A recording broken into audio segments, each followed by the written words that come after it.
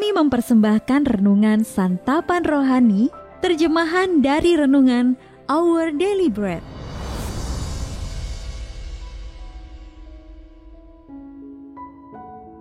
Untuk menerima notifikasi video baru kami, silakan tekan tombol subscribe dan tanda lonceng di bawah ini. Sahabat ODB, pembacaan Alkitab hari ini terambil dari Kisah Para Rasul pasal yang ke-7, ayat yang ke-59, sampai dengan pasal yang ke-8, ayat yang ke-8. Kisah Para Rasul pasal yang ke-7, ayat yang ke-59 sampai dengan pasal yang ke-8, ayat yang ke-8. Sedang mereka melemparinya, Stefanus berdoa. Katanya, "Ya Tuhan Yesus, terimalah rohku." Sambil berlutut, ia berseru dengan suara nyaring, "Tuhan, janganlah tanggungkan dosa ini kepada mereka." Dan dengan perkataan itu, meninggallah ia. Saulus juga setuju bahwa Stefanus mati dibunuh. Pada waktu itu mulailah penganiayaan yang hebat terhadap jemaat di Yerusalem. Mereka semua kecuali rasul-rasul tersebar ke seluruh daerah Yudea dan Samaria. Orang-orang saleh menguburkan mayat Stefanus serta meratapinya dengan sangat. Tetapi Saulus berusaha membinasakan jemaat itu, dan ia memasuki rumah demi rumah dan menyeret laki-laki dan perempuan keluar dan menyerahkan mereka untuk dimasukkan ke dalam penjara. Mereka yang tersebar itu menjelajah seluruh negeri itu sambil memberitakan Injil. Dan Filipus pergi ke suatu kota di Samaria dan memberitakan Mesias kepada orang-orang di situ. Ketika orang banyak itu mendengar pemberitaan Filipus dan melihat tanda-tanda yang diadakannya, mereka semua dengan bulat hati menerima apa yang diberitakannya itu. Sebab dari banyak orang yang kerasukan roh jahat, keluarlah roh-roh itu sambil berseru dengan suara keras, dan banyak juga orang lumpuh dan orang timpang yang disembuhkan. Maka sangatlah besar sukacita dalam kota itu. Ayat Mas renungan hari ini terambil dari Kisah Para Rasul pasal yang ke-8, ayat yang ke-8. Maka sangatlah besar sukacita dalam kota itu.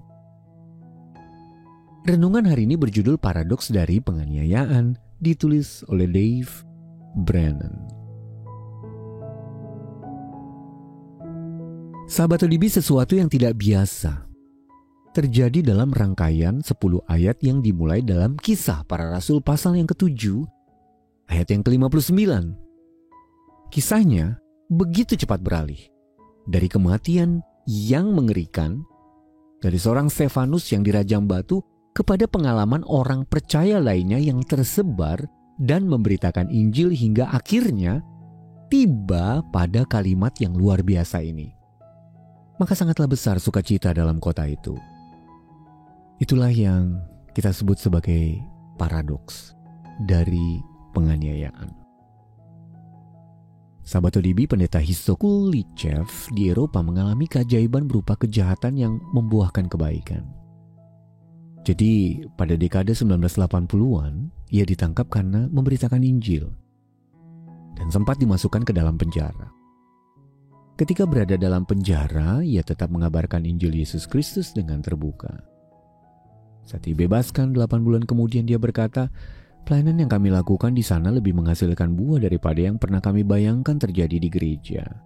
Nama Tuhan lebih tersebar melalui keberadaan kami di penjara daripada ketika kami bebas." Sahabat ODB, dari penganiayaan kepada sukacita yang besar, seperti yang terjadi dalam gereja mula-mula. Sewaktu terjadi penganiayaan yang hebat, mereka yang tersebar itu menjelajah seluruh negeri itu sambil memberitakan Injil. Dan sebagai hasilnya, orang-orang di kota Samaria itu gembira sekali. Sahabat ODB, ketika kekuasaan-kekuasaan di dunia berusaha menentang kebenaran dan pengajaran kitab suci, khususnya Injil, tentu saja kita tidak boleh menyerah. Allah bekerja dengan cara yang dahsyat ketika gereja menghadapi berbagai tantangan berat seperti itu. Petrus berpesan, janganlah merasa heran dengan ujian hebat yang kita alami. 1 Petrus pasal yang keempat ayat yang ke-12 dalam terjemahan bahasa Indonesia masa kini. Karena lewat pengalaman itu, dia melanjutkan, berbahagialah kita sebab roh kemuliaan, yaitu roh Allah ada pada kita. Ayat yang ke-14. Sahabat ODB, Allah berkuasa untuk mengubah penganiayaan menjadi sesuatu yang berharga. Sahabat ODB, bagaimana penganiayaan yang terjadi dapat menyusahkan namun sekaligus menguatkan Anda? Menurut Anda, mengapa penganiayaan dapat menghasilkan sukacita? Mari kita berdoa.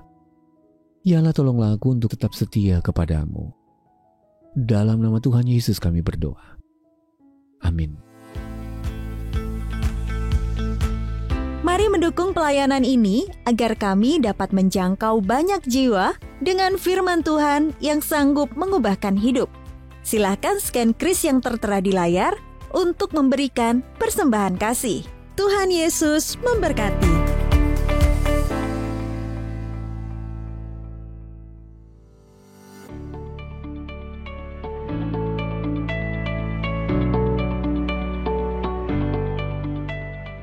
Pernahkah Anda merasa dipaksa untuk tetap positif di saat situasi sedang sulit-sulitnya? Di luar harus tersenyum, padahal di dalam hati terasa sangat berat. Rasul Paulus menulis surat yang penuh sukacita dan damai. Tapi surat ini tidak datang dari suasana yang nyaman, melainkan dari dinginnya penjara. Bagaimana kita dapat menemukan damai sejahtera yang melampaui keadaan? Mari kita jelajahi rahasia kitab Filipi dalam Temu Teman Jelajah Filipi bersama Pendeta Alex Nanlohi. Hari Kamis, 13 November 2025, pukul 19 hingga 21 waktu Indonesia Barat, online melalui Zoom. Daftarkan diri Anda sekarang juga ke WhatsApp 0878 7878 9978 0878 7878 9978 dan dapatkan buku Teman Jelajah yang akan dikirimkan ke alamat Anda.